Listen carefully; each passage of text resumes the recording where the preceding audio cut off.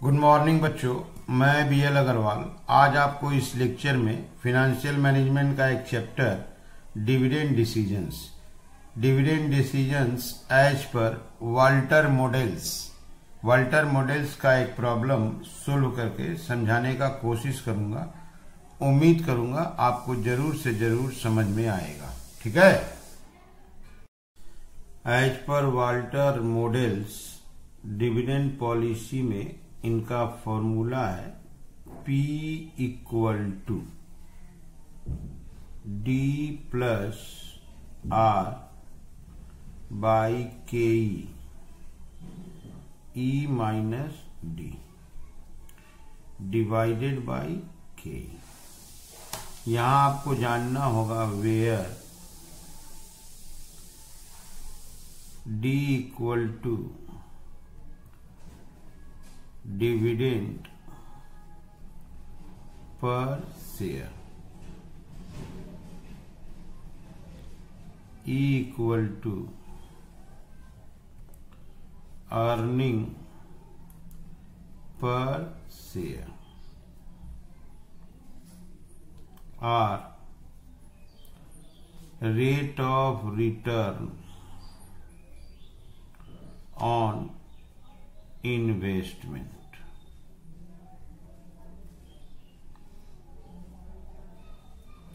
KE cost of equity capital. Okay, तो D हो गया डिविडेंड पर शेयर, E हो गया अर्निंग पर शेयर, I हो गया rate of return on investment, KE हो गया कॉस्ट ऑफ इक्विटी कैपिटल। ये वाल्टर मॉडल डिविडेंड पॉलिसी का फॉर्मूला हुआ। कैलकुलेशन होगा P आएगा प्राइस पर इक्विटी शेयर। ये जो प्राइस है एक्चुअली मार्केट प्राइस है। ठीक है, तो ये हम लोग का आंसर आ जाएगा। तो कोई भी क्वेश्चन से हम लोग को D, E, R और K इसको खोज के यहां फिलअप कर देंगे, देन फॉर्मूला सोल्व करेंगे, आंसर आ जाएगा। चलिए चलते हैं क्वेश्चन की। ये रहा problem. From the following information of XYZ company limited calculate share price based on Walter models and also say whether you are satisfied with the current dividend policy or not. If not, why? Okay? यहां देखिए earning per share that is E, earning per share 4 रुपया, dividend per share that is D 2 रुपया। तो earning per share और dividend per share दोनों दिया हुआ है। इंटरनल रेट ऑफ रिटर्न, इसी को rate of return on investment बोलते हैं। हम लोग R से डिनोट करते हैं 10%। Rate of return required by investor that is, इसको हम लोग KE से डिनोट करते हैं। Cost of equity that is, ये भी 10% है। यहां ध्यान दीजिएगा R भी 10 है, KE भी 10% है। हमको मार्केट प्राइस पर शेयर कैलकुलेट करना है। बाद में बताना है कि ये करेंट डिविडेंड पॉलिसी से हम सेटिस्फाइड हैं या नहीं है तो क्यों नहीं। ठीक है, चलिए इसको सोल्व करते हैं। यहां D बराबर है डिविडेंड पर शेयर, क्वेश्चन में 2 रुपया था। E है अर्निंग पर शेयर, क्वेश्चन में 4 रुपया था।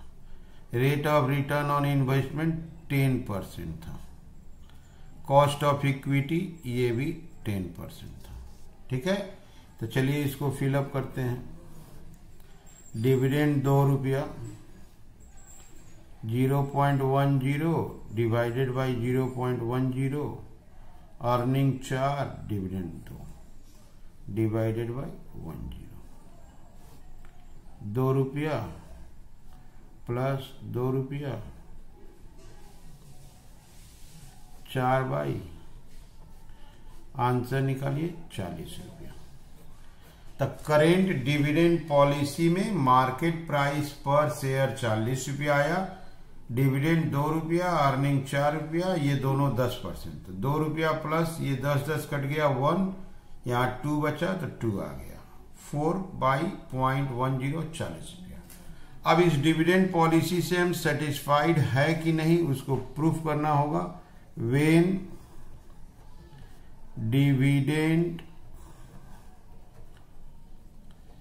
पे आउट रेशियो, अगर हम लोग डिविडेंड पे आउट रेशियो 0% करते हैं तो P equal to D plus R/K E minus D divided by K।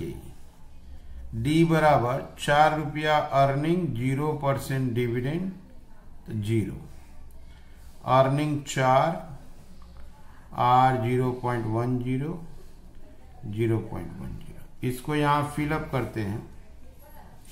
0 plus 0.10 divided by 0.10, 4 minus 0 divided by 10।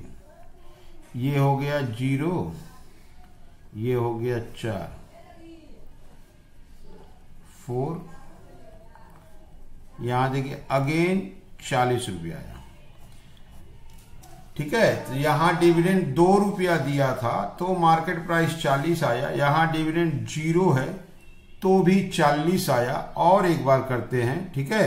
When dividend pay out ratio, when dividend pay out ratio equal to 100% करते हैं तो P equal to D plus R/K E minus D divided by K।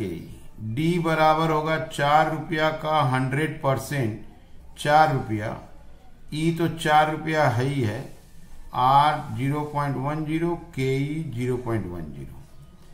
यहां लाते हैं 4 plus 0.10 0.10, 4 minus 4 0.10, ये 0 हो जाएगा। 4 plus 0 that is 4/010। Again देखिए 40 रुपया आ गया। तो डिविडेंड का शेयर प्राइस पर कोई इफेक्ट ही नहीं पड़ रहा है। डिविडेंड अगर 0 लेते हैं तो 40, 100% पूरा 4 रुपया डिविडेंड लेते हैं तो 40। इसके पीछे कारण है R और K दोनों 10% है। तो पेमेंट ऑफ डिविडेंड